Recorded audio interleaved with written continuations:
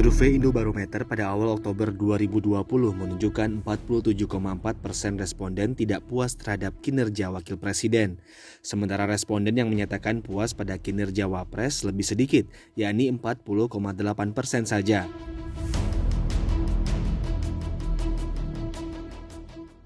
Survei terakhir yang dilakukan Indonesia Political Opinion (IPO) juga menunjukkan tingkat kepuasan publik terhadap Wapres Amin sebesar 36%. Dari 1.200 responden, 51% menyatakan tak puas dengan kinerja Wapres. Ketidakpuasan itu didasari pada anggapan Wapres kurang berperan dalam menyelesaikan pekerjaan di berbagai bidang. Hasil kerja yang belum terlihat menjadi alasan terbanyak responden yang tidak puas pada penilaian kinerja Wapres. Ada pula responden yang tak puas karena menilai Wapres kurang tegas. Sebaliknya, salah satu alasan kepuasan masyarakat terhadap kinerja Wapres adalah karena perannya menjaga kerukunan antar umat beragama. Dalam catatan Kompas, sejak pandemi COVID-19 melanda pada Maret 2020, semua aktivitas pemerintah memang dilakukan dengan berbagai adaptasi kebiasaan baru untuk menghindari penularan COVID-19. Begitu pula dengan aktivitas Wapres Amin, hampir semua aktivitas dijalankan secara daring, baik melalui telekonferensi maupun video rekaman, meski belakangan agenda Wapres harus tatap muka, bahkan harus kunjungan kerja ke daerah.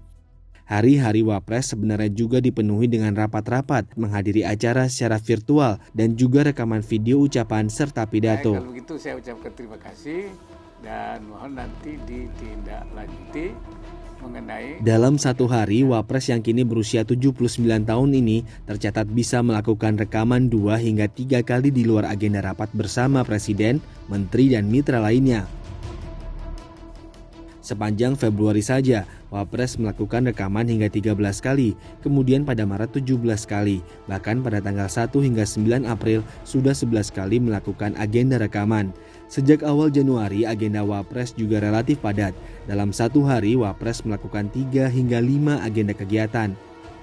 Menurut Sekretaris Wapres, M. Omar, survei terhadap Wapres Amin tidak komprehensif, ibarat melihat sesuatu dari satu sisi, padahal seharusnya melihat sesuatu itu dari berbagai sisi. Selama ini, Wapres Amin mendorong ekonomi, keuangan, dan masyarakat syariah. Di bidang kesehatan, Wapres fokus pada pencegahan stunting pada anak. Di bidang reformasi birokrasi, Wapres Amin juga memimpin dengan menjadi Ketua Tim Pengarah Birokrasi dan Reformasi Nasional. Sebagai Ketua Dewan Pertimbangan Otonomi Daerah, Wapres Amin juga berani menahan berbagai desakan untuk pemekaran wilayah otonomi baru. Selama ini, Wapres juga membantu Presiden Jokowi secara maksimal. Dalam situasi pandemi pun, Wapres tetap melakukan kunjungan kerja ke daerah. Misalnya, Wapres berkunjung ke Sumatera Barat untuk meresmikan Pasar Rakyat Pariaman dan meninjau langsung vaksinasi. Pengajar komunikasi politik Universitas Paramadina, Henry Satrio, menilai Wapres bukan tidak bekerja, tetapi kerjanya tak terpublikasikan dengan baik. Hal itu yang ditengarai menjadi sebab rendahnya kepuasan masyarakat kepada Wapres.